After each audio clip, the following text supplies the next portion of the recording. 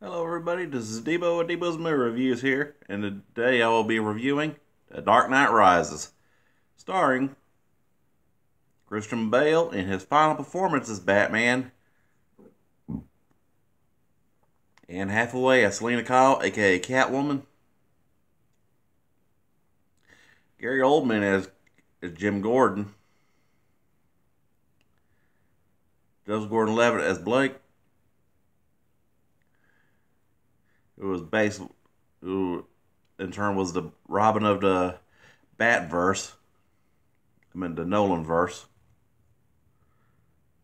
And of course, you got Michael Caine as Alfred Pennyworth, Marion Cotillard as Talia al Ghul, aka Miranda Tate, featuring, last but not least, Tom Hardy as Bane. Like I say, that was practically the role that put Tom Hardy on the map. And talk about a great storyline from how it basically Batman gets out of retirement after an 8-year hiatus from basically being framed for the murder of Harvey, for the death of Harley of Two-Face, not knowing that, how they try to, because Gotham had the Dent Act and all, and of course made tough penalties in Gotham, which followed where with the Dark Knight and where Batman had his own Black Patriot Act, and of course with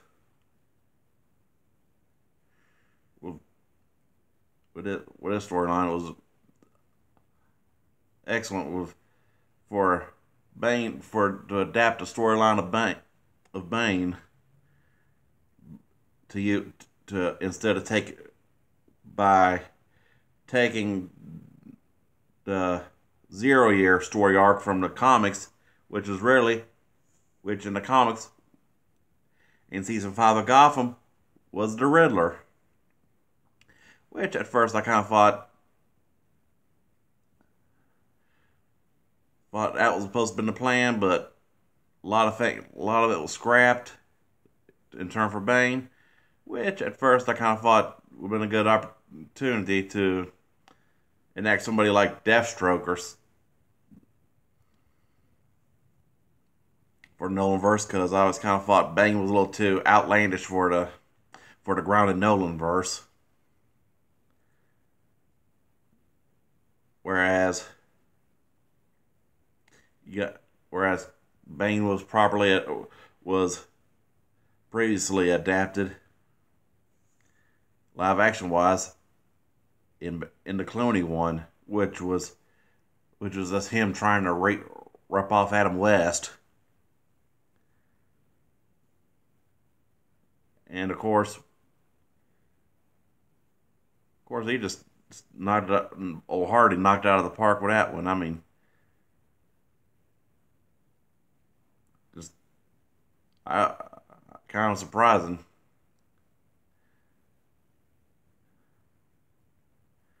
But way to go, Christopher Nolan, for making one of the campier villains more awesome.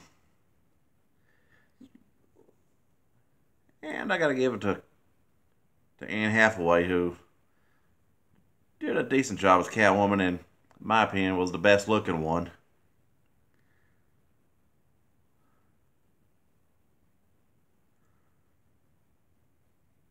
And well acted, and I mean, hell, she knocked it out of the park. For going to bordering on the fine line between villain and heroine,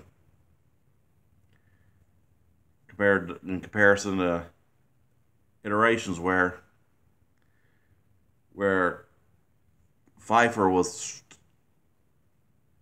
started out vigilante, but had her own brand, and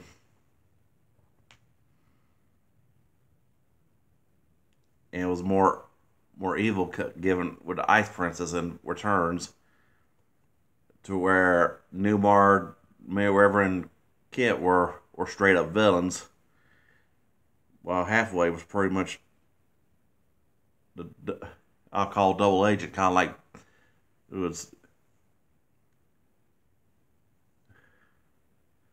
who just wants to be good but plays by her own rules. There's like one fight scene where with her and Batman team up, and he goes to no guns, no killing, which I always found weird with Bale's voice, Bat voice, just from the fact that he goes on normal when he's Bruce Wayne, but puts on the cape and cowl. He sounds like sounds like old man Clint Eastwood. But I want to say Clint Eastwood's old, but still, that's what I hear. Here, while other viewers, and I'm talking about like Screen Junkies and the other YouTube Illuminati, make throat cancer jokes, while I consider him Eastwood. The closest you get to having Eastwood is Batman.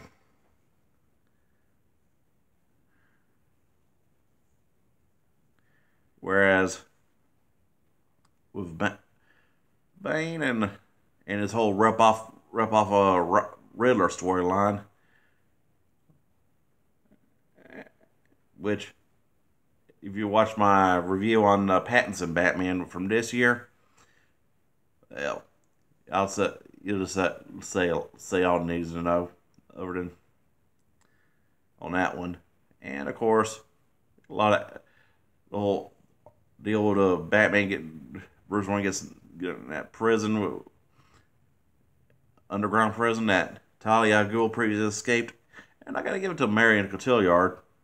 I mean, she knocked it out of the park for Talia al Ghul. Practically the only flaw with that I'm surprised was that you didn't get a cat fight between her and Catwoman. Now that would have been epic. You know, while Batman handles Bane, let the two chicks take each other out. You know, when they were going after that bomb that was patrolling Gotham after Bane enacts martial law and cuts off all escape routes out of Gotham, like how Riddler did in Zero Year,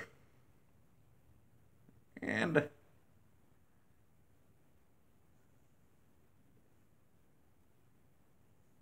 then you got that epic cameo of Liam Neeson. Although for the next reboot, whether it be Affleck or Pattinson, next time they use Ra's al Ghul, or as the late great Kevin Conroy would refer to him as Ra's al Ghul, they ought to use Christopher Lambert as Ra's, because I just kind of wanted to see Batman fight Highlander, because hell, we was close enough with season six arc era with where Oliver Queen fought Dante, played by Adrian Paul.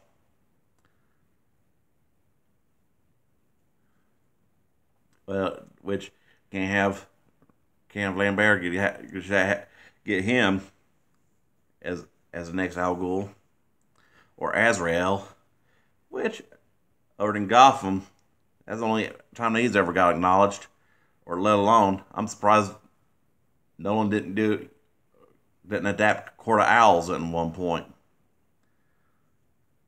But overall,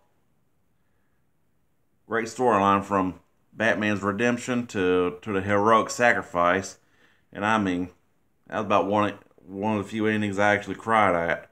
And I mean, I didn't, and I hardly ever cried, and I mean, not even one close. Then again, I don't really do.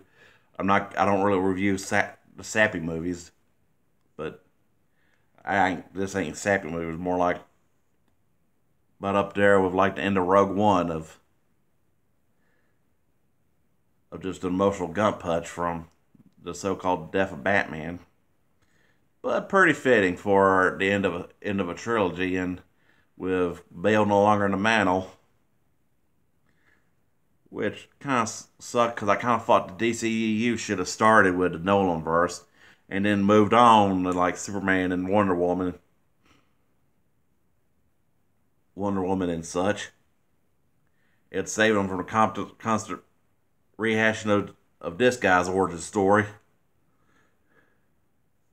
Overall, a definite 5 out of 5. I hope y'all like my video, subscribe to my channel, enjoy, and I'll keep dishing them out.